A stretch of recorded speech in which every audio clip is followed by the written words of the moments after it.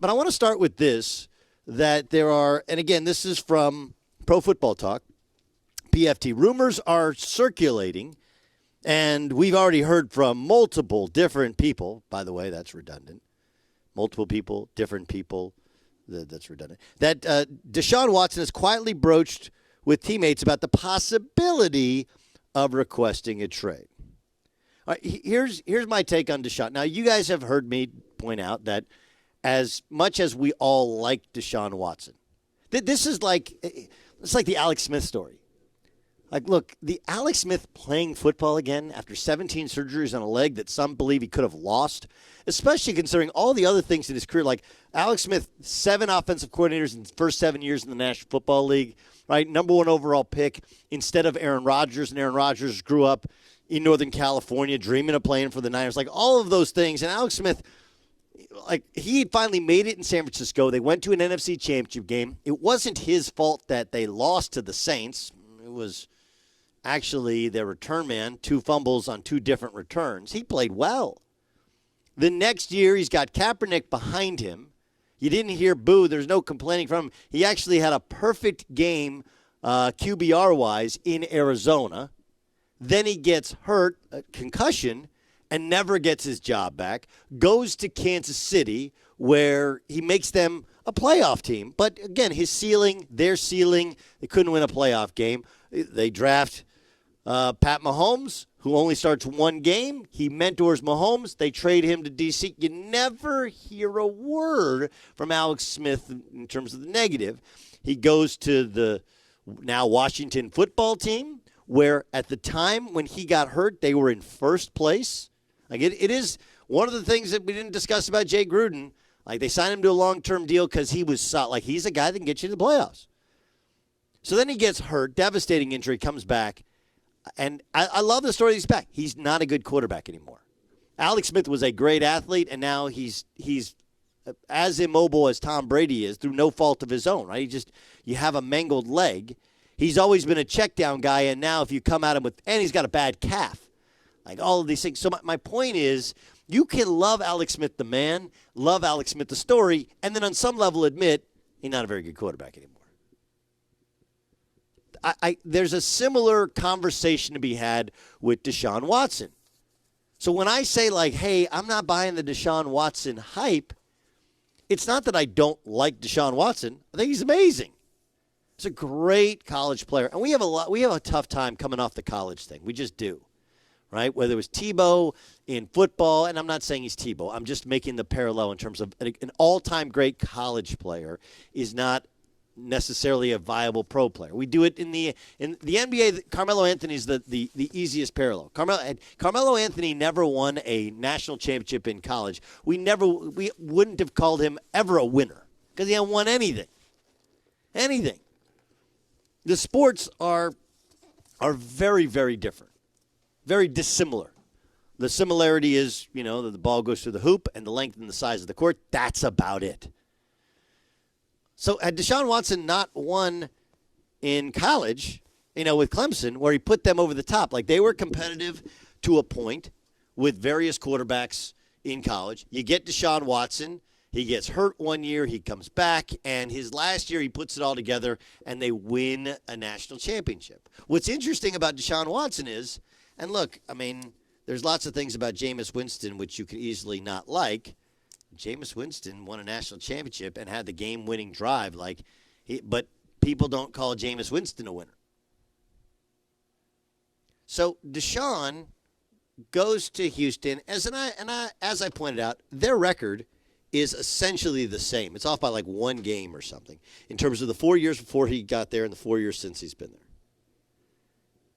In the playoffs, they're 1-2. They were 1-2 in the 4 years before he got there. Now, I'm not saying that Matt Schaub, the previous quarterback, is anywhere in the conversation of the talent level of Deshaun Watson.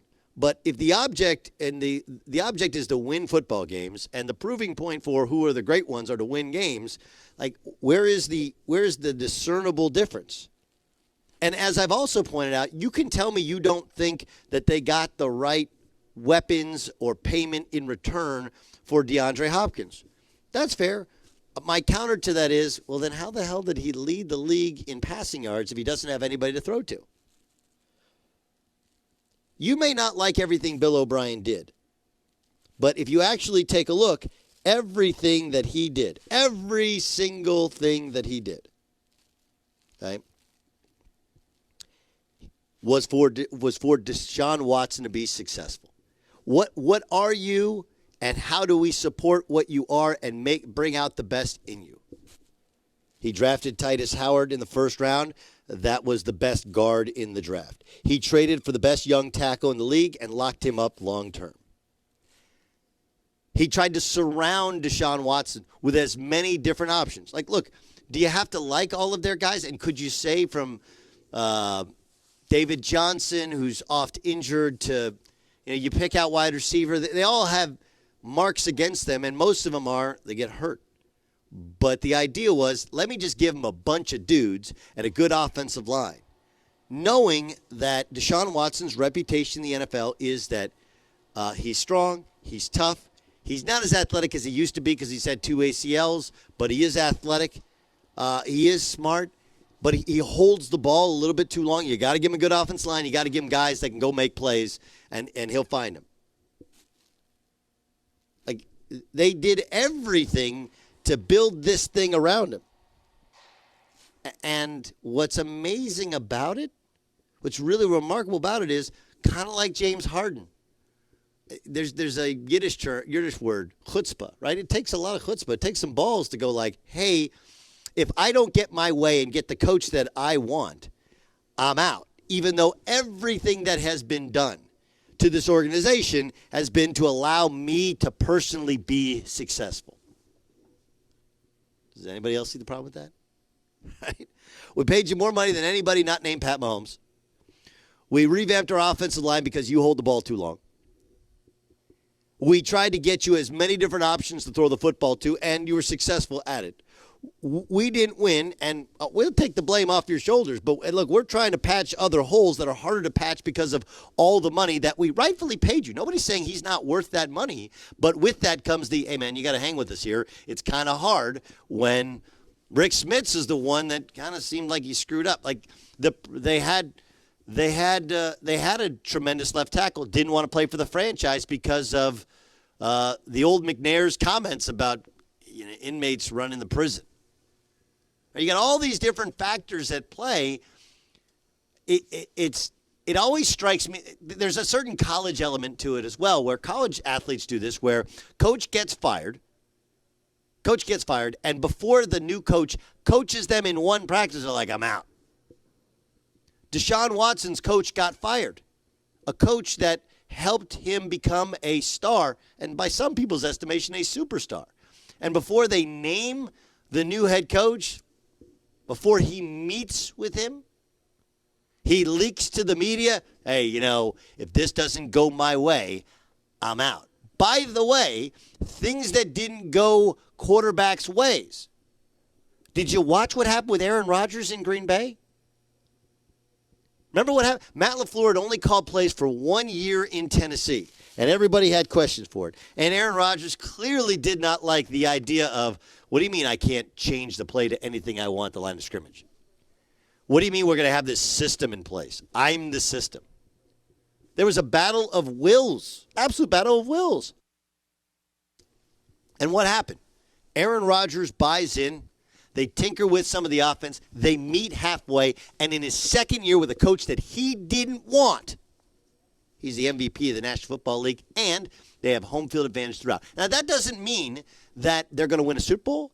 That doesn't mean that he's the only coach that could have achieved success. That doesn't mean that Aaron Rodgers wasn't necessarily right to find another guy who's more experienced, that he liked more. It doesn't mean that Deshaun Watson doesn't, if he wants Eric Bieniemy, who hasn't been interviewed.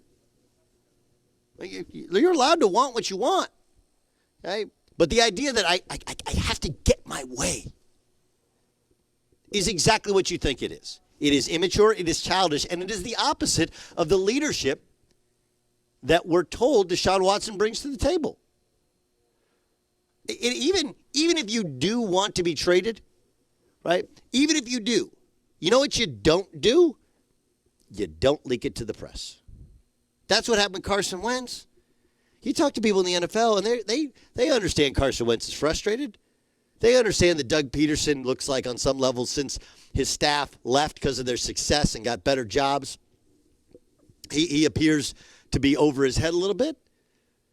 But they always come back saying, like, all of that may be true, but you know what Carson Wentz and his agent can't do? Can't leak to the media. I want out. You just can't do that. This is similar to Carmelo Anthony. The team is going to have to give up so much to get you, right? If you're going to trade for a Deshaun Watson, you're going to have to give up so much. You're not going to be a very good team once you get him, because then you got to take on his salary. And it's like, this reminds me of the credit card. I just got a credit card I got talked into a credit card at a sports equipment store. I'm not going to tell you which one it is. I would not tell you which one it is, but it was, Christmas time, and I'm buying gifts, and like, hey, you could save $60 if you sign up for a credit card. I'm like, yeah, whatever, sure. And then, I pay off all my credit cards, knock on wood, barring some, economic calamity. I pay them off in the first month, so I don't pay interest. But I looked, and the interest is like 23.5% APR. Now, when I got the credit card in the mail, I immediately took a scissors and cut it up. Why? Because I read the fine print. And so many, the Deshaun Watsons of the world not reading the fine print. Hey, dude, when we sign you to this deal, it makes you almost untradeable. And even if we trade you and we swallow the poison pill of the dead cap money, it's going to chew up the cap and chew up the resource of whoever we trade you to. You signed that deal for more money outside of Patrick Mahomes, which solidifies you're our quarterback for the next decade. And if you don't like it, fix it. Don't run to your friends and leak to the media you want to be traded if you don't get your way. So, look, I understand how frustrating it might be to be a star player and to have an organization run in a way in which you don't agree. But sometimes it's what's best for you. Sometimes you let other people make the decisions and you just play football. And if you don't like it and you do have to get out, you know what you don't do? You don't leak it to teammates. You don't say nothing to nobody about nothing, right? Just like Goodfellas.